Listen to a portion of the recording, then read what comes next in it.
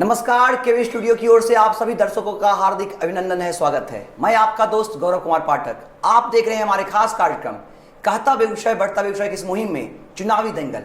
बेगूसराय विधानसभा के सभी सीटों पर अलग अलग जो हमारे प्रतिनिधि हैं जोर आजमाइश कर रहे हैं। चूंकि बेगूसराय बिहार की औद्योगिक राजधानी है और यहाँ ये तय होगा कि आगे का मुख्यमंत्री कौन होंगे। तो आज इसी चुनावी समर में चुनावी चर्चा के लिए हमारे साथ हैं भारतीय जनता पार्टी के प्रवक्ता अक्षय आर्या जी। बहुत बहुत स्वागत है सर के भी स्टूडियो में आपका। मैं दूसरे मेहमान से आपका परिचय कराऊं, आप हैं फैजुल रहमान, युवा राजद जिला अध्यक्ष। आपका भी बहुत बहुत स्वागत है सर। हमारे तीसरे मेहमान हैं जन अधिकार पार्टी के उपाध्यक्ष ओम प्रकाश शाह जी। आपका भी बहुत बहुत स्वागत है सर के भी स्टूडियो में। हम आप तीनों मेहमानों का अपने स्टूडियो में बहुत बहुत स्वागत करते हैं, अभिनंदन करते हैं। हम आपको बता दें चुनावी बिगुल बच चुके हैं, हर और अपनी अपनी पार्टी की जीत के चर्चे हैं। कौन जीतेगा कौन हारेगा इसकी चर्चा है, आरोप प्रत्यारोप का दौर है और इस चुनावी चर्चा में आप सब यहाँ आए हैं। तो शुरुआत करते हैं हम आरजेडी से। हमारे बीच फैजुल रहमान जी आए, उन्हीं से। फैजुल रहमान जी, क्या लगता है आपको इस बार का जो चुनावी समर है किस रूप में इसका नतीजा आने वाला है? सबसे पहले तो मैं केवी स्टूडियो का बहुत धन्यवाद देता हूं डॉक्टर रोशन जी का कि उन्होंने एक प्लेटफॉर्म दिया हम सभी को कि हम अपनी बात को रख सकें, लोगों तक अपनी बात को पहुंचा सकें। इसके लिए बहुत बहुत धन्यवाद के पात्र आप लोग हैं। रही बात कि इस चुनावी समर में आरजेडी का क्या प्लान है, तो मैं आपको बता दूं कि सबसे बड़ी बात कि इस बार आरजेडी, जो लोगों का कहना था कि ये सिर्फ एमवाई समीकरण की पार्टी है, इस बार आरजेडी ने ए टू जेड की पार्टी बनने की कोशिश की और हम लोग कर रहे हैं।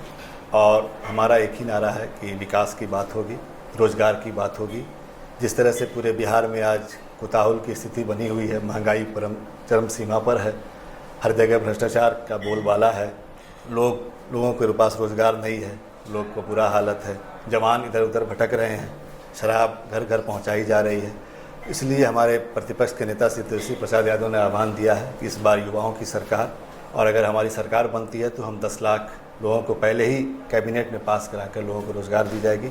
उसकी पूरी की पूरी संरचना तैयार कर ली गई है, किस तरह से और कैसे रोज़गार दी जाएगी, और युवाओं की सरकार आएगी और जितने भी लोग हैं उनको एक न्याय मिलेगा। ये हमारा मेन मोटो है। इसी बात को लेकर हम लोग इस बार विधानसभा चुनाव की लड़ाई लड़ रहे हैं। अच्छा, अक्षय आर्या जी, इन्होंने अभी एक बात कही कि 10 लाख लोगों को रोजगार देने की बात है, इनकी सरकार जब बनती है, क्या कहना चाहेंगे? गौरव भाई, सबसे पहले तो मैं आपको, डॉक्टर रोशन सर को और केवी स्टूडियो को बहुत बहुत धन्यवाद देता हूं कि ये लगातार चुनावी चर्चा करवा रहे हैं और एक सार्थक चर्चा करवा रहे हैं। राजनीति की एक सफल व्याख्या तभी हो सकती है जब नीतियां समाज के सभी वर्गों और समुदायों के लिए बने। जी जी। राष्ट्रीय जनता दल एक खास जाति की पार्टी है और इसका शुरू से मकसद रहा है कि ये सभी वर्गों को लेकर नहीं चलती है। मंडल और कमंडल का जो मिटाने का नारा लालू जी ने दिया था वो निरंतर चलता ही आ रहा है। तो इसमें कहीं कुछ कहने वाली बात है नहीं। जहां तक आपकी जो बात है 10 लाख रोजगार देने का ये कह रहे हैं, तो तेजस्वी यादव नीतीश जी के साथ 1.5 साल उप मुख्यमंत्री भी रहे। उन्होंने क्या किया बेरोजगारों के लिए, उन्होंने क्या किया युवाओं के लिए, और कब कब उन्होंने युवाओं के लिए आवाज उठाई, ये भी भारतीय जनता पार्टी जानना चाहती है कि उन्होंने युवाओं के लिए और खास करके सभी वर्गों के युवाओं के लिए क्या क्या आवाज उठाई। और कैसे कोई उम्मीद कर सकता है कि जंगल राज कही जाने वाली पार्टी आज मौका मिलने के बाद सभी वर्गों के बारे में सोचेगी और रोजगार देगी। एक 9वीं फेल व्यक्ति, एक तेज प्रताप यादव जैसे, जिनके की जुबान पर कंट्रोल नहीं रहता है कि हम मोदी की खाल उधरवा लेंगे, सुशील मोदी की खाल उधरवा लेंगे वगैरह वगैरह, अनाप शनाप बोलते रहते हैं। ऐसी मानसिकता के लोग, ऐसी मानसिकता के व्यक्ति समाज को किस तरीके से सही रास्ते पर लेकर जाएंगे, ये भी एक आश्चर्य की बात। हम जवाब देते हैं। फैजुल जी, अभी आपने सुना कि हमारे अक्षय जी जो बीजेपी से यहाँ प्रेजेंट कर रहे हैं अपने आप को, आप, इनका कहना है कि आपकी पार्टी खास वर्ग और खास जाति का प्रतिनिधित्व करती है, क्या कहेंगे इस पर? सबसे पहले बात मैं कहना चाहता हूँ कि हमारी पार्टी कोई खास वर्ग या खास इसका प्रतिनिधित्व नहीं करती है। एग्जाम्पल मैं देता हूँ, 1990 में जिस समय हमारी सरकार बनी थी, जी जी, जिस समय जनता दल की सरकार बनी थी, उस समय क्या हालात थे, बिहार से किसी की ढके छुपे बात हाँ, नहीं। जी, बिल्कुल। जिस मानसिकता से लोग रह रहे थे यहाँ पर, जो अपर वर्ग और निम्न वर्ग का जो अंतर था, जो खाई बढ़ी हुई खाई थी, उस खाई को हमारे नेता श्री लालू प्रसाद यादव जी ने ख़त्म किया। जी, जी। सामाजिक न्याय की बात की, उन्होंने सामाजिक न्याय को दिखाया बिहार जी, में, जी। प्रयोग करके दिखाया सामाजिक न्याय क्या चीज़ होती है। इन्होंने जंगल राज की बात कही। मैं आपसे कहना चाहता हूं कि एक छोटा एग्जाम्पल देता हूं। 90 से 95 के बीच में लालू प्रसाद यादव ने अपने पहले कार्यकाल में 7 विश्वविद्यालय देने का काम किया पूरे बिहार के अंदर में, झारखंड और बिहार मिला के जिस समय जी, था। बिल्कुल, बिल्कुल। वो एक रिकॉर्ड है। मैं माननीय अक्षय जी से पूछना चाहता हूं कि एक रिकॉर्ड है, क्या बता सकते हैं कोई मुख्यमंत्री हिंदुस्तान के अंदर में अपने पहले कार्यकाल में 7 विश्वविद्यालय देने का काम किया? ये एक रिकॉर्ड है। जी। दूसरी बात, ये कहते हैं जंगल राज की बात, जिस तरह से आज मीडिया, आप देख रहे हैं मीडिया क्या कर रही है, जिस तरह से मीडिया आज एक विशेष पार्टी को तरजीह दे रही है, विपक्ष की बात को सामने नहीं ला रही है। सेम सिचुएशन 2000 और 2005 के बीच की बात थी। मीडिया ने एक हाइपर सिचुएशन क्रिएट कर दिया था बिहार के अंदर में कि किस तरह से सामाजिक न्याय की पार्टी जो है आरजेडी, इसको ख़त्म किया जाए। जो हालात आप देखिएगा यूपीए 2 में किया गया था, एक से एक घोटाला इन्होंने बताया। कोयला घोटाला, तो दूरसंचार घोटाला। इनकी सरकार बनी, क्या सरकार बनने के बाद कोई भी घोटाला को इन्होंने प्रूफ कर सके? कोयला घोटाले पर भी हो गया कि कोई घोटाला नहीं हुआ था, दूरसंचार घोटाला हुआ, वो भी हो गया कि कोई घोटाला नहीं हुआ था। ये इनकी आदत है कि चिल्ला चिल्ला कर बोलना, किसी बात को बोलना और लोगों के बीच में कि ये मीडिया को हाइपर कर देना। एक प्रश्न इस वजह से गौरव भाई, यहाँ मैं सिर्फ एक सेंटेंस में यहाँ जोड़ना चाहूंगा। इन्होंने 3-4 बार मौका देंगे गौरव भाई, इन्होंने नौवीं फेल की बात की। मैं आपसे कहता हूँ एक चीज, क्या किसी भी चीज को करने के लिए योग्यता जरूरी होता है? क्रिकेट का भगवान सचिन तेंदुलकर को कहा जाता है, क्या वो पोस्ट ग्रेजुएट है? क्या वो क्या कहते हैं आपको पीएचडी किए हुए हैं? आइंस्टीन ने बल्ब का इजाद किया, क्या वो पढ़े लिखे इंसान थे? सवाल ये होता है कि आपकी पढ़ाई का मतलब क्या, एजुकेशन का मतलब क्या होता है? सिर्फ डिग्री लेना? डिग्री लेना एजुकेशन नहीं होता है। एजुकेशन ये होता है कि आप बचपन से लेकर दिल, जब तक आप मरते नहीं तब तक आप सीखते हैं। किसी से भी सीखना, वो होता है एजुकेशन। ये 9वीं फेल, 10वीं फेल, 12th फेल, ये क्या है? ये संसार का दिया हुआ है। किसी भी चीज को इनकी बात का मैं जवाब पहले दे दूं। इन्होंने 3-4 बार अक्षय जी पहले एक चीज मैं क्लियर कर दूं। इन्होंने एक बात जो कहा, थॉमस अल्वा एडिसन ने बल्ब का निर्माण करवाया, ये है। और जो इन्होंने आपने सर एक बात कही जो सही है, आपका ये कहना कि किसी चीज को करने के लिए एक शैक्षणिक योग्यता जरूरी हो, ऐसा कुछ भी नहीं है। बहुत सारे ऐसे लोग हुए जिन्होंने बिना शिक्षा का, बिना उनके शैक्षणिक डिग्री होने के बाद इन्होंने कारनामे किए। हम आपसे जवाब लेंगे अक्षय। गौरव भाई, इन्होंने 3-4 बार सामाजिक न्याय शब्द का इस्तेमाल किया। जी जी। आज लालू जी जेल में इसी सामाजिक न्याय के कारण है क्या? क्या किया उन्होंने समाज के उत्थान के लिए? क्या किया उन्होंने? आज वो जेल में है, क्या वो समाज उत्थान के कारण है या अपने घोटाले के कारण है, अपने काले करतूतों के कारण है? इसलिए ये कहना कि सामाजिक न्याय के पुरोधा रहे हैं, ये बिल्कुल ही गलत बात है, कोड़ी बकवास है। पहली बात। दूसरी बात, इन्होंने एजुकेशन की बात की, पढ़ाई। सचिन तेंदुलकर अगर मैट्रिक करने के बाद क्रिकेट में गए तो वो सिर्फ क्रिकेट खेले, वो नीतियों के निर्धारण में लोकसभा या विधानसभा में नहीं बैठते थे। अगर आप किसी प्रदेश के मुख्यमंत्री होते हैं तो आपके पास उतनी जानकारी होनी चाहिए कि आप शिक्षा के क्षेत्र में, सड़क के क्षेत्र में, स्वास्थ्य के क्षेत्र में आपको जानकारी होनी चाहिए कि मैं नीतियां जो बनाने जा रहा हूं या एक आईएएस को अगर मैं कुछ आदेश करने जा रहा हूं, कुछ उसके साथ बैठकर चर्चा करने जा रहा हूं, तो मेरे पास उसकी जानकारी, उसकी समझ होनी चाहिए। सिर्फ ये नहीं कि मैं लालू यादव का पुत्र हूं इसलिए मैं मुख्यमंत्री बन जाऊं और बैठकर कैबिनेट की मीटिंग करूं और नीतियां बनाऊं, ये नहीं हो सकता। अच्छा, ये भी नहीं हो सकता कि मंगल पांडे जी बैठ के क्रिकेट देखते रहे, स्कोर पता करे, ये भी नहीं हो सकता। जी बिल्कुल, सबसे बड़ी बात है, आपको ये बात समझना। हम फिर से जुड़ेंगे। हमारे साथ तीसरे मेहमान हैं ओम प्रकाश जी, बहुत देर से बेचारे सुन रहे हैं और जन अधिकार पार्टी से यहाँ आप आए हैं। सर, अभी आपने दोनों जो पार्टियों के जो हमारे यहाँ प्रवक्ता हैं उनके विचार सुने। 15 साल बनाम 15 साल की चर्चा पूरे बिहार में हो रही है और एक नया जो विकल्प के रूप में आप अपने आप को पेश कर रहे हैं। सर, क्या कहेंगे इन दोनों के जो विचार आपने सुना, इस पर क्या कहेंगे? सबसे पहले तो मैं केबीआई स्टूडियो के संचालक डॉक्टर रसम जी को धन्यवाद, उन्होंने यहाँ पर हमको बुलाए और सम्मान किए। उनके साथ साथ दोनों आरजेडी के प्रवक्ता और बीजेपी के प्रवक्ता, इनको भी धन्यवाद। जी जी। और गौरव जी, आपको भी धन्यवाद। ये 15 साल बना 15 साल जी। ये 15 साल, अब 15 साल जो है, दोनों भाई एक ही सिक्के के दो पहलू हैं। जी जी।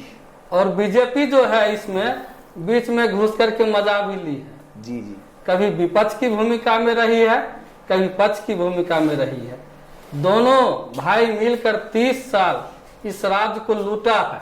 जी जी। और इतना लूटा है, लूटने के बाद अब भी नहीं कहता है कि हम इसको छोड़ रहे हैं, और हड्डी तक चूसेगा ये पूरे बिहार को। 30 साल 15 साल इन्होंने और 15 साल उन्होंने। भैया जी एक मिनट, जो इन्होंने राज्य किया है, क्या बेरोजगारी के लिए समय कम था? किसी यूनिवर्सिटी के लिए समय कम था? क्या हॉस्पिटल के लिए कम था समय? शिक्षा के लिए कम था? उसके बाद इन्होंने इतना बेशर्मी से अभी भी जवाब दे रही है कि हमको जनता मौका दे। जनता क्यों मौका देगी? लोग 1 साल मांगता है, 2 साल मांगता है, और हमारे नेता ने मात्र 3 साल का समय मांगा है। कोर्ट में, पटना हाई कोर्ट में एफिडेविट के साथ आए हैं, है कि नहीं को ऐसा अच्छी तो वो आवे और 3 साल का एग्रीमेंट करके आवे सरकार में, हम उनका अपने जन अधिकार पार्टी के तरफ से स्वागत करेंगे। लेकिन इन जब ये आएंगे कहते हैं 5 साल का मौका दीजिए, 5 साल करते करते 15 साल लिए हैं। और ये भाई 15 साल अभी इन्होंने बोले कि लालू जिस समय थे तो सही बात है, थे 15 साल सरकार में आए थे, उनको किसने रोका था? बेरोजगारी खत्म करने के लिए, यूनिवर्सिटी बदलने के लिए, यूनिवर्सिटी बनाने के लिए, सड़क बनवाने के लिए कोई रोका था इनको? ये दोनों अब बेगूसराय में है, बेगूसराय की बात कर लीजिए, आपके पास एक भी फैक्ट्री है? इस 30 साल में टोटल की टोटल फैक्ट्री बंद हो गई है।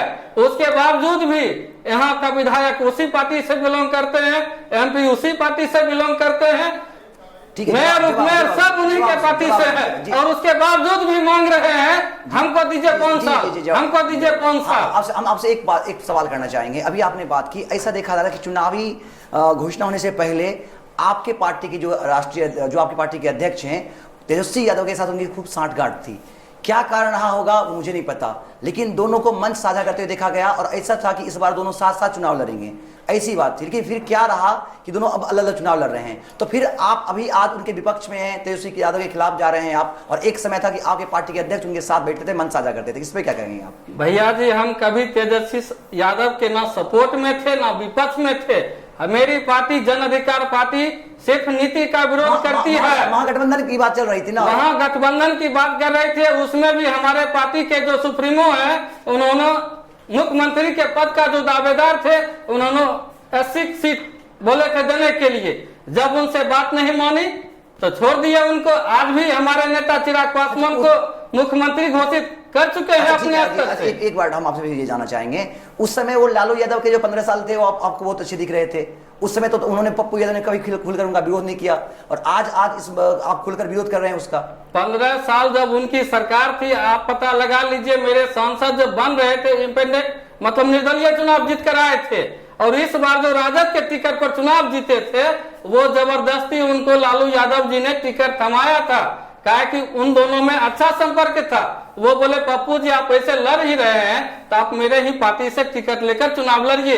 अब देख लीजिए, मेरे नेता जब भी लड़े हैं, कभी समाजवादी पार्टी के टिकट से भी हमारे नेता मधेपुरा का प्रतिनिधित्व कर चुके हैं, कभी निर्दलीय भी प्रतिनिधित्व कर चुके हैं। जवाब देते हैं। अच्छा, फैजुर रहमान जी इन्होंने जो कहा कि इनके जो पार्टी के अध्यक्ष हैं, एक ही बात कहना चाहूंगा, इनके 3 साल का जो समय मांग रहे हैं सर, इस पे क्या कहेंगे? मैं ज्यादा कुछ नहीं बोलूंगा, एक ही वर्ड में अपनी बात खत्म करूंगा।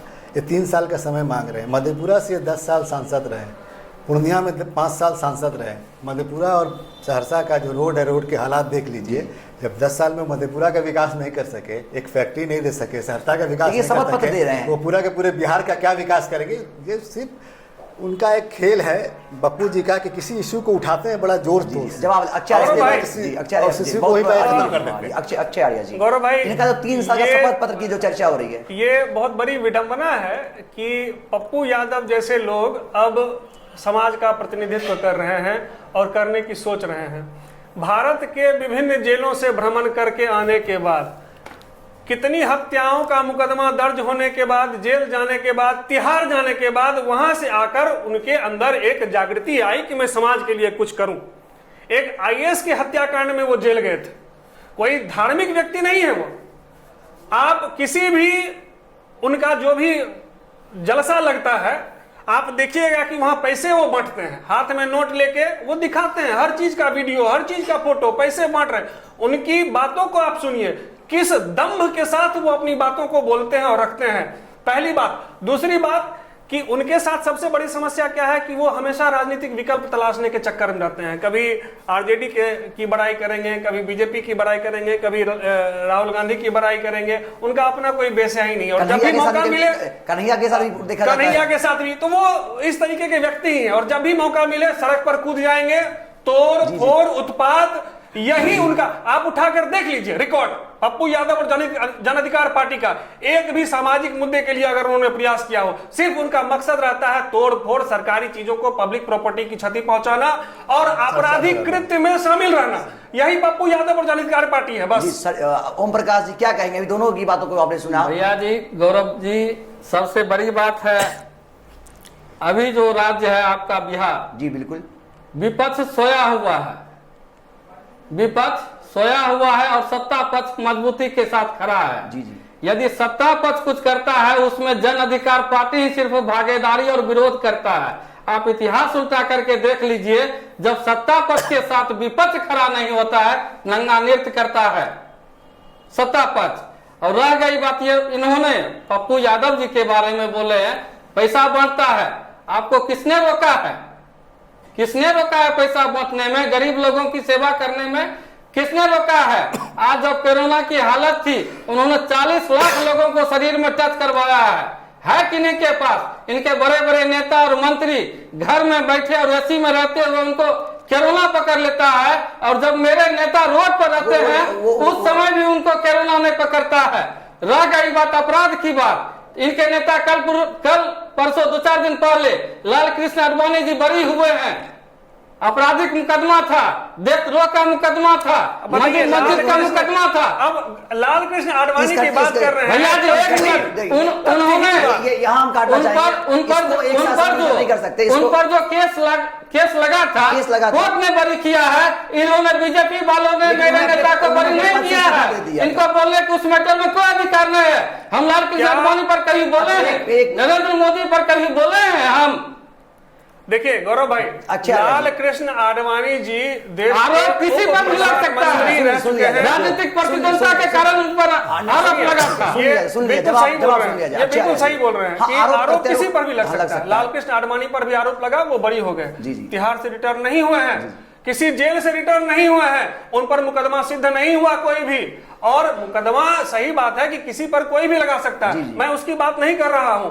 मैं सिर्फ ये कर रहा हूं कि आप अगर किसी पुराने व्यक्ति से अगर आप पूछेंगे, 90 के दशक में पप्पू यादव का ये हाल था कि वो लालू यादव के पीछे गाड़ी पे जब बेगूसराय से क्रॉस करते थे तो गाड़ी के दोनों तरफ से राइफल का नाल निकलता था और लाखों से लेकर 0 माइल तक गोलियां फूटती रहती थी। ये उनका शुरू से आपराधिक चरित्र रहा है और इसलिए जन अधिकार पार्टी, उस पार्टी को बिहार की जनता सीरियसली नहीं लेती है। रहमान जी कुछ कहना चाहते हैं सर? देखिए, सबसे बड़ी बात है कि जो बोल रहे हैं पप्पू यादव हो या जो भी हो, मसला सबसे बड़ा बात आज के डेट में आपको ये समझना होगा कि बिहार किधर जा रहा है और किसी से एक प्रश्न हम आपका सुनेंगे सर। एक प्रश्न, इनका जो 3 साल का जो शपथ पत्र इन्होंने जिसके बारे में करें, क्या कहेंगे इस पर? देखिए, हम तो पहले ही बोल चुके हैं कि जो खुद 10 साल कहीं का सांसद रहा हो और जिसने उस जगह का विकास नहीं किया हो, तो उससे क्या अपेक्षा कर सकते हैं? पूरे बिहार का विकास करेगा? एलजीपी के साथ ये नई विकल्प के रूप में ऐसा कुछ नहीं है, कोई विकल्प इनके पास नहीं। इनका आदत हो गया सिर्फ शोर मचाना, ढोल मचाना और चर्चा में रहना। इनका सबसे बड़ा आदत। ये जो कह रहे हैं कि ठीक है इन्होंने कोरोना में काम किया, हमारे प्रतिपक्ष नेता ने भी काम किया, हमने खुद काम किया। हम लोगों ने यहाँ पे ट्रेन रोक के जितने लोगों तक खाना दिया, मणिपुर के मुख्यमंत्री ने ट्वीट किया हमारे बारे में, हमारे संगठन के लोग और आरजेडी के लोगों ने किया। तो जिसकी जितनी जरूरत थी हम लोगों ने कोरोना काल से लेकर हर समय इस काम को किया। सिर्फ पप्पू यादव ने अकेले नहीं किया, ये बात सही है। लेकिन सबसे बड़ी बात है कि आज विडंबना हमको ये देखना है कि आखिर बिहार में विकल्प क्या है। जिस तरह से आज डबल इंजन की सरकार बिहार को लूट रही है, खत्म कर रही है। मोदी जी आए थे 2015 में, बोले थे कितना चाहिए, 90,000 करोड़, 1 लाख करोड़, 1,10,000 करोड़, 1,25,000 करोड़ दिया मैंने। क्या मिला बिहार को? मैं जानना चाहता हूं। फिर से बोली लग गई बिहार की। इस बार विशेष राज्य का दर्जा मिला? डबल इंजन की सरकार थी, मुख्यमंत्री बोल रहे थे मुझे विशेष राज्य का दर्जा दीजिए। क्या मिला विशेष राज्य का दर्जा? 2004 में जब गवर्नमेंट बनी, हमारे यहाँ के औद्योगिक राजधानी है बरौनी, यहाँ के फर्टिलाइजर को बंद कर दिया गया। किस सरकार ने बंद किया? अटल बिहारी वाजपेयी की सरकार ने बंद किया। क्या अभी तक चालू हुआ कंपनी? क्या बिहार में उसके बाद से कोई रोजगार लगा? क्या बरौनी के अंदर में, बेगूसराय के अंदर में उसके बाद से कोई नई कारखाने लगी? तो आप किस तरह के विकास की बात करते हैं? मैं आपसे कहना चाहता हूं, लोग कहते हैं विकास हुआ नीतीश कुमार के गवर्नमेंट में। मैं इस बात को कहता हूं, जब पहली बार नीतीश कुमार की सरकार आई, यूपीए 1 थी, क्या कहते हैं आपको, केंद्र में, उस समय रघुवंश प्रसाद सिंह ग्रामीण कार्य विभाग के मंत्री हुआ करते थे। उन्होंने बिहार को पैसा दिया, ग्रामीण विभाग से पैसा आया बिहार, 1 रुपया मांगते थे, बिहार को 10 रुपया मिला। उस समय जो काम हुआ वो आरजेडी की देन है। लालू यादव रेलवे मिनिस्ट्री हुआ करते थे, आपको फातमी साहब हुआ करते, चार्डी मिनिस्टर हुआ करते थे, उन्होंने पैसा दिया बिहार को, तब बिहार का डेवलपमेंट हुआ। क्या यूपीए 2 में, एनडीए 1 में बिहार का डेवलपमेंट हुआ? डबल इंजन की सरकार एनडीए रही आपको 2015 से 2020 के बीच में, कितना पैसा बिहार को मिला? क्या डेवलपमेंट हुआ बिहार के अंदर में? क्या आपका ग्राफ गिरा? क्या बिहार में आपको नई चीजें याद हुई? क्या प्रधानमंत्री जो बोला पैसा उसका आया बिहार के अंदर में? आपके सवाल मैंने सुने, जवाब सुन लीजिए गौरव भाई। अक्षय, अभी आपने इनसे सुना कि आपके एनडीए का जो सरकार रहा है उसमें पिछले जो सरकार थे उसके बनस्पत क्या विकास हुआ है? सबसे बड़ी बात है कि लोकतंत्र में जो निर्धारण होता है सरकार का, कोई भी सरकार को अगर बहुमत देती है तो वो जनता देती है, कोई नेता नहीं देता है, वो जनता देती है। और अगर इसकी बात करेंगे तो आदरणीय प्रधानमंत्री नरेंद्र मोदी जी हर बार सफल रहे हैं। क्यों? क्योंकि हमेशा शुरू से उनका एक विकास का मॉडल रहा है। अगर आप भाजपा शासित राज्यों को देखेंगे तो चाहे जो भी हो, बिहार के अंदर में ही मैं आ रहा हूं, हमेशा एक विकास का मॉडल रहा है। लोग यूं ही नहीं वोट देते हैं। आखिर क्यों नहीं राजद को वोट दे दिया? आखिर क्यों नहीं राजद सरकार में आ गई? नहीं आई क्योंकि लोगों को यह मंजूर नहीं है। लोग जानते हैं कि विकास कौन कर रहा है, लोगों को पता है कि आज लॉ एंड ऑर्डर सुदृढ़ हुआ है तो क्यों हुआ है, लोग जानते हैं कि अगर सड़कें बनी हो तो क्यों बनी है, लोग जानते हैं कि अगर आज उनकी जिंदगी में खुशहाली आई है तो क्यों आई है। और ये सिर्फ और सिर्फ भारतीय जनता पार्टी और नीतीश कुमार जी की ही देन है, और कोई पार्टी। आपको याद होगा कि क्या एक समय था जब लोग घर से निकलने से डरते थे, जब क्राइम अपने चरम सीमा पर था, अपहरण एक उद्योग बन चुका था। सब चीज को जदयू और भाजपा की सरकार ने बिल्कुल पूरी तरह से खत्म कर दिया। आज लोग बिल्कुल बेखौफ घूम सकते हैं, अपना व्यापार कर सकते हैं। एक समय था कि डॉक्टर पलायन कर रहे थे, आज नए नए अस्पताल खुल रहे हैं, डॉक्टर बैठ रहे हैं। चिकित्सा की व्यवस्था देखिए हमारे बेगूसराय में किस तरीके से सुदृढ़ हुई है। आपके अगल बगल कितने अच्छे अच्छे डॉक्टर आ गए हैं। आखिर क्यों? क्योंकि लॉ एंड ऑर्डर सुदृढ़ हुआ है। और पुनः इनको अगर ला करके फिर से वही लॉ एंड ऑर्डर की स्थिति अगर हो जाए तो फिर तो सब बेकार है। इसलिए बिहार की जनता ये जानती है कि उसका विकास कौन करेगा। उसका विकास आदरणीय प्रधानमंत्री नरेंद्र मोदी जी के नेतृत्व में होगा या उनका विकास तेजस्वी यादव करेंगे। आचार्य जी, एक सवाल लेना चाहेंगे हम आपसे। जब आप विकास की इतनी बात कर रहे हैं तो क्या कारण है कि बिहार से आज भी पलायन की जो स्थिति है दिनों दिन बढ़ती जा रही है? गौरव भाई, मैंने कल कारखानों की स्थिति जो बेगूसराय के संदर्भ में इस चीज के बारे में पहले भी कहा था। बिहार की एक तो ऐसी भौगोलिक स्थिति रही है और दूसरी बात है कि यहाँ पलायन आज से नहीं बहुत समय से चल रहा है, लेकिन अब घटा है, अब घटा है, मैं मानता हूं। और लोगों को बहुत ज्यादा मौका लगता है कि उनके पास बाहर जाने पर ग्रो करने का विकल्प ज्यादा है, इसलिए वो जाते हैं। बिहार में भी धीरे धीरे जिस तरीके से विकास दर बढ़ रहा है, विकसित हो रहा है, लोगों का पलायन घटा है। मैं बहुत सारे ऐसे लोगों को जानता हूं जो कि बाहर से छोड़कर बिहार में आकर अपना काम कर रहे हैं, अपना व्यवसाय कर रहे हैं और बहुत अच्छी तरीके से कर रहे हैं। पहले वाली स्थिति अब नहीं रही है कि जब लाखों लाख लोग पलायन करके हम आपसे एक और सवाल लेना चाहेंगे। जो विगत पिछला जो सरकार आपकी शासन कर रही है लगातार, या 5 साल की बात करें तो कितनी बहालियां हुई हैं बिहार में? क्या बता सकते हैं कि बिहार में कितनी बहालियां हुई हैं? सरकारी शिक्षक की बहाली करें तो बरसों पहले 2014-15 का जो है या 2011 में जो एग्जाम हुए उसके अभी तक बहाली नहीं हुई है। अक्षय जी, विकास की अगर बात करें तो सुन लिया जाए, 14 में जो परीक्षा हुई, मुख्य जो विज्ञापन देगा एग्जाम हुआ, उसकी परीक्षा का मुख्य परीक्षा आज तक नहीं हुआ है। किस विकास की बात कर रहे हैं? परीक्षाएं होती हैं, रद्द हो जाती हैं, फिर परीक्षाएं होती है, उसका परिणाम नहीं आता है, तो किस विकास की बात कर रहे हैं? लाखों लाख लोगों को रोजगार मिला है इस जदयू भाजपा के शासन में।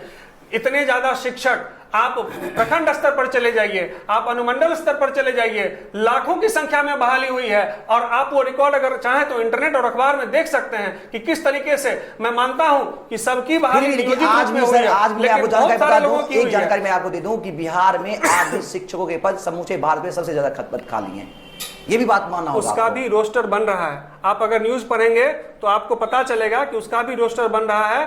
और चूंकि ये चुनावी समय आ गया है, इसलिए नहीं तो बहाली की प्रक्रिया शुरू हो चुकी थी और बहुत सारे शिक्षकों की बहाली होने भी वाली है। जी विकास की बात कर रहा हूं, हम जवाब लेंगे फिजूर रहमान जी। विकास के संदर्भ में व्यक्ति के आम व्यक्ति तक उसका लाभ पहुंचे, ये विकास हुआ। फिजूर रहमान जी मेरा ये कहना, ये कहते हैं जंगल राज, कब तक ये जंगल राज का बहाना करके लोगों से वोट मांगते रहे? 15 साल लोगों ने दिया आपको। जी जी ठीक है, लालू जी ने। अच्छा फजूर रहमान जी, मैं इनकी बात के पहले जवाब दे दूं, जी, फिर मैं आपसे लूंगा। जी। ये बोलते हैं जंगल राज फिर से आ जाएगा। ठीक है, कुछ गलतियां हुई उस समय, हमारे प्रतिपक्ष के नेता श्री तेजस्वी प्रसाद यादव ने उसके लिए माफी मांगा। आप कब तक उस बात को झेलते? आपको 15 साल लोगों ने यहाँ दिया। 15 साल में विकास का मॉडल क्या होता है? क्या सिर्फ सड़कें बना देना विकास होता है? क्या स्कूल के भवन बना देना विकास होता है? क्या बड़ी बड़ी हॉस्पिटलें बना देना विकास होता है?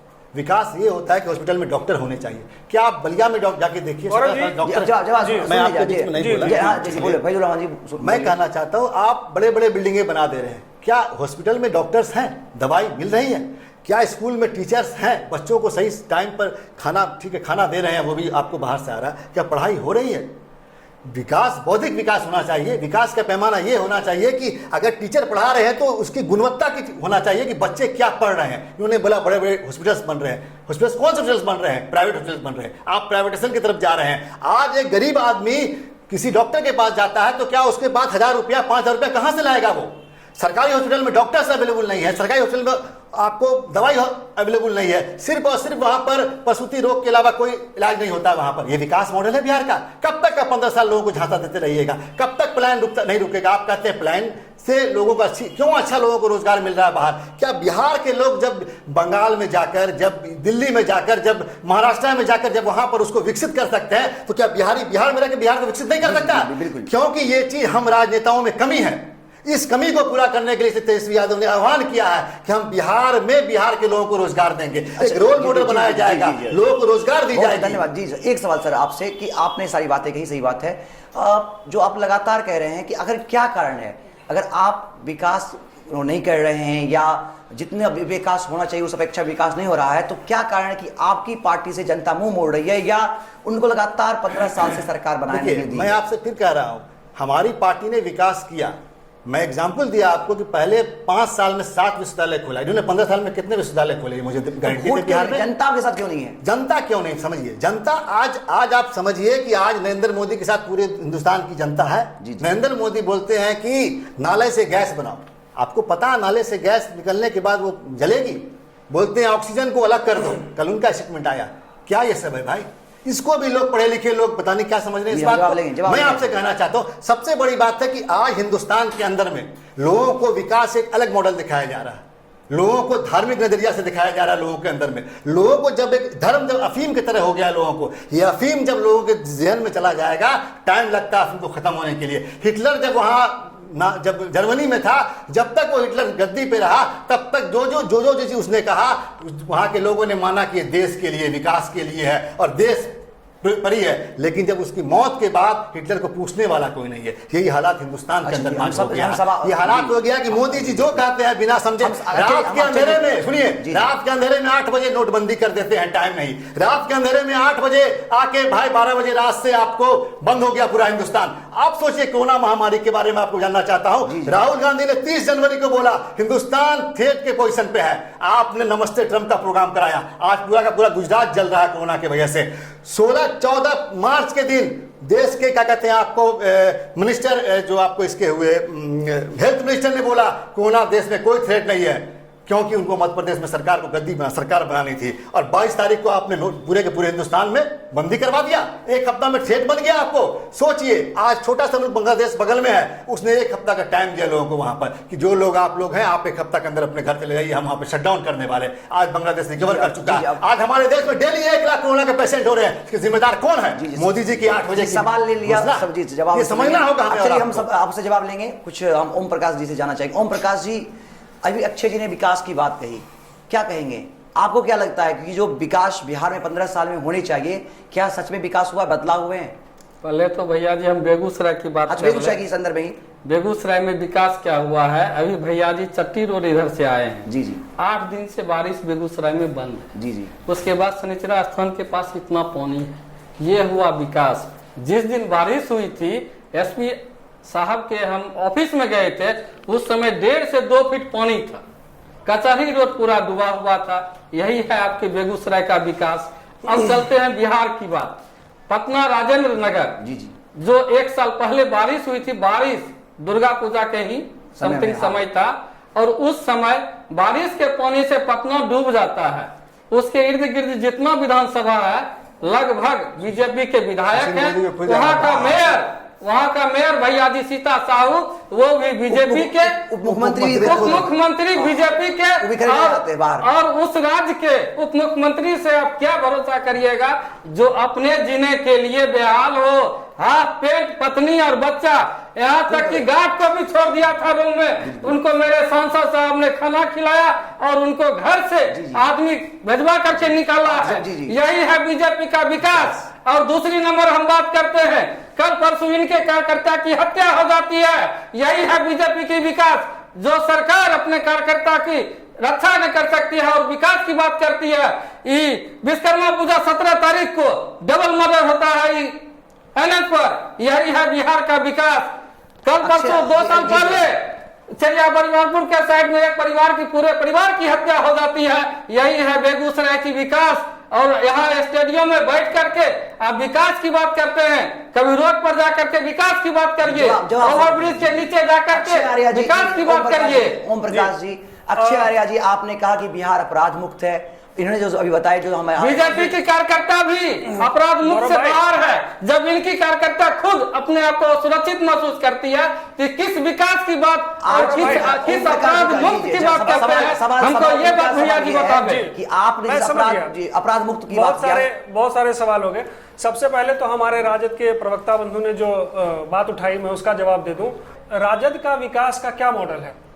हमारे पास तो विकास का मॉडल है और उसी मॉडल पर हम चुनाव जीतकर आए हैं, चुनाव जीतते आए हैं और बहुत बड़ी भारी संख्या में बहुमत के साथ आए हैं, क्योंकि हमारे पास एक फ्रेमवर्क है, एक मॉडल है।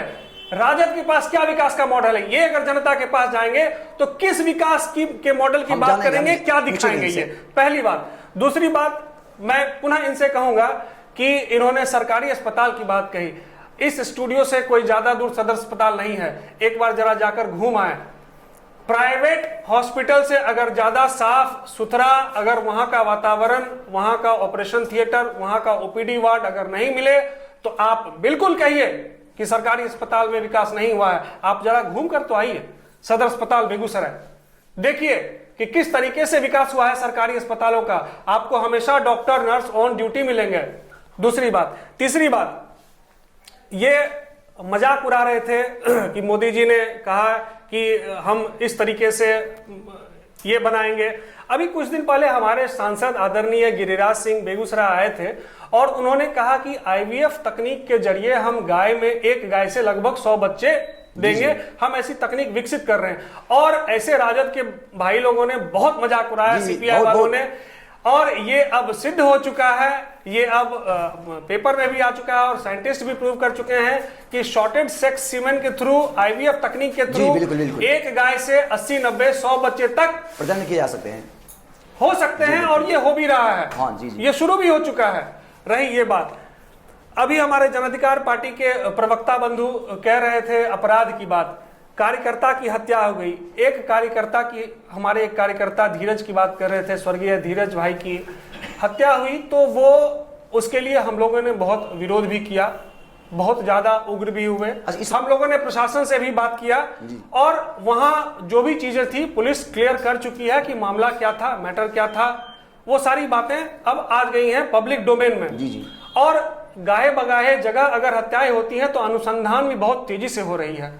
लोग अगर जमीन विवाद के कारण या किसी व्यक्तिगत विवाद के कारण अगर उनकी हत्याएं हो रही हैं तो अनुसंधान और दोषियों को सजा भी हो रही है, अनुसंधान भी तेजी से हो रहा है, पुलिस अपना कार्य भी कर रही है। इसलिए आप उस समय लालू यादव जी के समय के अपराध की तुलना अभी से करें, ये कहीं से पूरे देश में ऐसा कोई स्टेट नहीं है जहां अपराध नहीं होता है। लेकिन सबसे बड़ी उपलब्धि ये है कि अपराधियों को पकड़ लिया जाए, जो कि हमारे शासन, हमारे नीतीश जी के नेतृत्व में ये हो रहा है। और एक और बात मैं कह दूं, पानी की बात, तो पानी जब भारी वर्षा होती है तो मुंबई भी डूबती है, दिल्ली भी डूबती है, और पटना बेगूसराय कहीं कोई अन्य किसी दूसरे कंट्री में नहीं है, किसी दूसरे देश में नहीं है, यहाँ भी होती है। लेकिन उसको किस तरीके से हैंडल किया जाए ये सरकार को पता है। 15 वर्षों से आपकी सरकार है और कहीं ना कहीं बदलाव तो होना ही चाहिए, क्योंकि जैसे ही बारिश लगातार होती है तो पटना जलमग्न हो जाता है। इस बार भी बारिश बहुत ज्यादा हुई है, इस वजह से बेगूसराय की भी स्थिति, बेगूसराय की सड़कों को भी देखा जाए तो क्या स्थिति है, किसी से छिपा हुआ नहीं है, पूरी बदहाली है।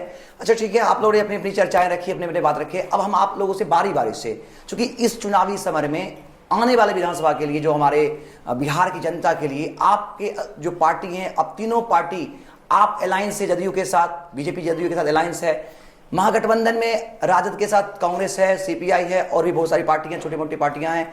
इसके अलावा जन अधिकार पार्टी के भी एक अपना अलायंस है, प्रगतिशील अलायंस करके। तो तीनों ही पार्टियां विकल्प के रूप में जनता के बीच जाना चाहती है। तो हम बारी बारी शुरुआत करना चाहेंगे ओम प्रकाश जी से ही। ओम प्रकाश जी, जो जनता यहां से सुन रही है आपको, क्योंकि लोकतंत्र में जनता ही जनार्दन होता है और वो जिसे चाहता है उसको ही सत्ता मिलती है। तो उनके आशीर्वाद आपको कैसे मिले, आप उनके सामने किस एजेंडे के साथ जा रहे हैं, क्या मोटो है आपका, इसे आप यहां से अपील कर सकते हैं। सबसे पहले मेरे जो पार्टी का शपथ पत्र है उसमें हमारे सांसद महोदय ने महिलाओं की 100% सुरक्षा। दूसरी नंबर बात है, जितने भी अपराधी हैं उनको 3 महीना के अंदर या तो वो जेल के अंदर रहेंगे या वो जिला से बाहर रहेंगे, जी जी, स्टेट से बाहर जी रहेंगे। जी। तीसरा नंबर शिक्षा, वैसे युवा जो इंटर पास किए हुए हैं उनको या तो रोजगार 15 से 20 हजार की मंथली या बेरोजगारी भत्ता 6,000 की महीना। जी जी। जो लड़की इंटर पास कर गई है उनको सरकार के तरफ से 30% डिस्काउंट पर स्कूटी। जी जी। उसके बाद जो सरकार स्कॉलरशिप, जो बाहर पढ़ने वाले बच्चे हैं जो अदर स्टेट में जाकर इंजीनियर मेडिकल की पढ़ाई करते हैं उनको पढ़ने के, अभी जो बीजेपी और जदयू की अलायंस सरकार है उन्होंने 4 लाख रुपया दे रही है। हाँ हाँ, ठीक, स्टूडेंट क्रेडिट कार्ड से। स्टूडेंट क्रेडिट कार्ड से। और हमारी जब सरकार आएगी या सहभागी हम होंगे उस समय हमारे सांसद महोदय ने 10 लाख रुपया जनता से क्या कहना चाहेंगे आप? जनता से यही कहना चाहेंगे कि हम अपराध मुक्त राज्य देंगे, शिक्षा देंगे, रोजगार देंगे, चिकित्सा देंगे, यही सब जनता को हम देंगे। ठीक है, ठीक है, बहुत बहुत धन्यवाद ओम प्रकाश जी। फिजुल रहमान जी, आपने बहुत सारी बातें रखी, हमारे पास समय की थोड़ी बाध्यता है और आप भी चुनावी प्रचार में, अभी आप चुनावी समय है, तो मैं आपसे ये जानना चाहूँगा, चूँकि जिसकी बात आपने जिक्र भी किया कि 15 साल आपके प्रतिपक्ष के नेता ने कहा भी कि जो गलती हुई है उसके लिए हमें माफ़ किया जाए और हमें एक नए विकल्प के रूप में हमें पेश किया जाए, हमें मौका दिया जाए। 15 साल लगातार जो नीतीश कुमार की सरकार रही है, इसके बाद आप मौका मांग रहे हैं, तो किस मोटो के साथ, क्या एजेंडा है जनता के लिए, जनता से क्या कहना चाहेंगे? सबसे बड़ा एजेंडा हमारा एक ही है कि लालू जी ने 90 में सामाजिक न्याय की बात की थी, इस बार हम लोग आर्थिक न्याय की बात कर रहे हैं कि जो बिहार में एक दूरी बढ़ गई है, अमीर और अमीर होता जा रहा है, गरीब और गरीब होता जा रहा है, बेरोजगार है, रोजगार नहीं है लोगों के पास, तो हम एक आर्थिक न्याय लेके आएंगे। आर्थिक न्याय का मतलब हुआ कि हम लोगों को रोजगार देंगे बिहार के अंदर। जी जी। जो पलायन की एक समस्या, उस समस्या को खत्म करके जो जिस क्षेत्र में, जैसे हमारा क्षेत्र खगड़िया बेगूसराय मक्का उत्पादन क्षेत्र है, जी जी, यहाँ पर मक्का उद्योग से संबंधित जो भी चीज़ होगा वो लगाया जाएगा कि लोगों को रोजगार मिल सके, लोगों का आर्थिक उत्थान हो सके। उसी तरह से जिस क्षेत्र में जो खेती आधारित जो भी उद्योग है उस तरह के उद्योग लगाए जाएंगे और लोगों का उत्थान किया जाएगा। और दूसरी बात, जो सरकारी नौकरियां जो कि बिहार में अभी बहुत सा पोस्ट खाली पड़ा हुआ है, नेशनल स्तर से भी हमारा 4 से 4.5 लाख 4 से 4.5 लाख खाली पड़ा हुआ है। उसके अलावा और दूसरे राज्य के कंपेरिजन में जो हमारा एक डाटा है पुलिस में, मेडिकल में, टीचर्स में, तो 5.5 लाख और बचता है। तो मिला जुला के पहले कैबिनेट से 10 लाख रोजगार को पास किया जाएगा। उसके अलावा और भी जो चीज़ होगा रोजगार दिया जाएगा, ये मेन मोटो है। दूसरे साथ ही साथ अपराध मुक्त बिहार, जी जी, लोगों में समानता, ये मेन मुद्दा है। इसी मुद्दा के साथ हम लोगों के बीच आएंगे, लोगों से मांग करेंगे इस बार हमारी जनता से अपील कर सकते हैं। जनता से एक ही अपील है कि हमारे प्रतिपक्ष के नेता तेजस्वी प्रसाद यादव युवा है, युवा जोश है उनके अंदर, और युवाओं के जोश और होश के साथ वो आए हैं आप लोगों के बीच, अपनी बात रखे हैं। 10 लाख रोजगार देंगे, लोगों को स्वावलंबी बनाया जाएगा। इसलिए एक बार मौका दिया जाए, युवा जोश के साथ। नया नेतृत्व है बिहार का और बिहार को महाराष्ट्र जैसे स्टेट के बराबर लाने की हमारी सोच है और इंशाल्लाह हम उसमें कामयाब होंगे और हमारी सरकार बनेगी। बहुत बहुत धन्यवाद। अक्षय आर्या जी, आप भाजपा का प्रतिनिधित्व कर रहे हैं यहाँ पर, 15 साल से आपकी सरकार है, केंद्र में भी आपकी सरकार है। चूंकि इस बार कहीं ना कहीं ऐसा देखा जा रहा है कि जैसा कि हमारे आपने सुना, प्रगतिशील गठबंधन बन चुकी है, महागठबंधन भी आपके खिलाफ है, तो क्या कहना चाहेंगे? जनता आपको यहाँ से देख रही है और जनता जिसे चाहेगी सिंहासन उसी को मिलेगा, तो आप उस जनता से किस मोटो के साथ अपनी बात रखना चाहेंगे और उससे क्या अपील करना चाहेंगे? देखिए, कोई भी गठबंधन बने, ठगबंधन बने, उससे भारतीय जनता पार्टी कोई इत्तेफाक नहीं रखती है। और हमारे आदरणीय प्रधानमंत्री श्री नरेंद्र मोदी जी का एक ही मंत्र रहा है, सबका साथ सबका विकास। और इसी डेवलपमेंट मॉडल के साथ हम लोग बिहार चुनाव में भी आ रहे हैं और अन्य राज्यों के चुनाव में भी गए हैं, क्योंकि हमारे पास एक रोड मैप है, हमारे पास एक विकास का मॉडल है और उसी मॉडल के तहत भारतीय जनता पार्टी काम करती आई है। और जिस तरीके से हर राज्यों का विकास हुआ है, बिहार भी विकास के पथ पर लगातार अग्रसर है और आगे भी उसी तरीके से विकास के कार्यों को किया जाएगा और बिहार को एक विकसित राज्य बनाया जाएगा। जिस तरीके से बिहार की जनता ने नीतीश जी की जनता दल यूनाइटेड को और भारतीय जनता पार्टी की सरकार का हाथ पिछले 15 सालों से मजबूत किया है, उसी तरीके से इस विधानसभा चुनाव में भी एक सकारात्मक सरकार के साथ बिहार की जनता जाएगी। बेवकूफ नहीं है बिहार की जनता, बड़ा ही बौद्धिक समझ है, अब विकसित हो चुकी है बिहार की जनता के बीच, इसलिए वो किसी के भी झांसे में नहीं आएंगे। वो जो देख रहे हैं उस पर ही विश्वास करेंगे और मुझे पूरा यकीन है, भारतीय जनता पार्टी को यकीन है कि इस बार बिहार की जनता हमारे आदरणीय प्रधानमंत्री श्री नरेंद्र मोदी जी और नीतीश कुमार जी के नेतृत्व में एक सशक्त बिहार के निर्माण में बहुत बड़ी भूमिका निभाएगी। धन्यवाद जी, बहुत बहुत धन्यवाद आप समूह का। अक्षय आर्या जी, हम आपसे ही कहना चाहेंगे कि जो ये केवी स्टूडियो डॉक्टर रोशन सर ने बनाया है, इसके संदर्भ में क्या कहना चाहेंगे? इसमें और क्या आप मार्गदर्शन कर सकते हैं? कैसे इसमें हम और जो रोशन सर का कहना कि वैचारिक क्रांति लाने की, उसमें हमारा क्या भूमिका हो सकता है? इसके देखिए, मैं शुरू से जब से ये केवी स्टूडियो का निर्माण हुआ, इसकी स्थापना की गई, आदरणीय डॉक्टर रोशन सर ने किया, मैं बड़ा ही प्रशंसक रहा हूँ केवी स्टूडियो का, इस वजह से कि केवी स्टूडियो ने समाज के हर प्रतिभाशाली व्यक्ति को, बच्चों को, बुजुर्गों को एक ऐसा मंच दिया कि वो खुलकर अपनी प्रतिभा को लोगों के बीच रख सकें। और धीरे धीरे, अभी तो शुरुआत है, धीरे धीरे ऐसी क्रांति आएगी कि इस केवी स्टूडियो का जो नाम है वो बिहार ही नहीं पूरे देश में शिखर तक जाएगा और लोगों के बीच ये सकारात्मक संदेश जाएगा कि केवी स्टूडियो एक ऐसा माध्यम है जहां से आप अपनी प्रतिभाओं को लोगों तक पहुंचा सकते हैं। और इस चीज के लिए मैं डॉक्टर रोशन सर का और आप तमाम जो टीम के मेंबर हैं उनको बहुत बहुत धन्यवाद देता हूं कि आप इस कार्य को और भी ऊर्जा के साथ करते रहें ताकि सफलता बहुत जल्द मिले। जी, बहुत धन्यवाद आपका। आपने हमारे स्टूडियो के लिए मार्गदर्शन किया।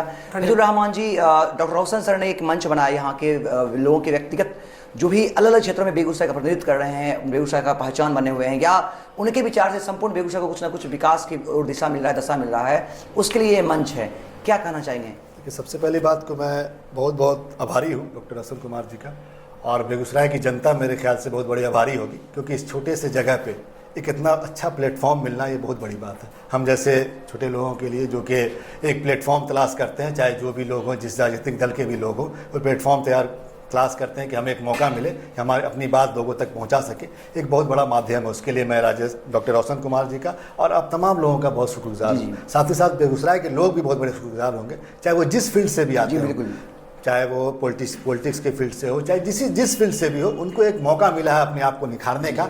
ये हम बड़ा शुक्रगुजार उनसे, और हम मेरी प्रार्थना ये होगी कि ये केवी स्टूडियो पूरे बिहार ही नहीं पूरे हिंदुस्तान में इसका नाम रोशन हो और हम लोग भी इसके जरिया अपनी मंजिल तक पहुंच सके। इसके लिए बहुत बहुत आपको हमारे स्टूडियो की बहुत बहुत शुभकामनाएं, बहुत बहुत धन्यवाद। ओम प्रकाश जी, हमारे केवी स्टूडियो के लिए आप क्या कहना चाहेंगे?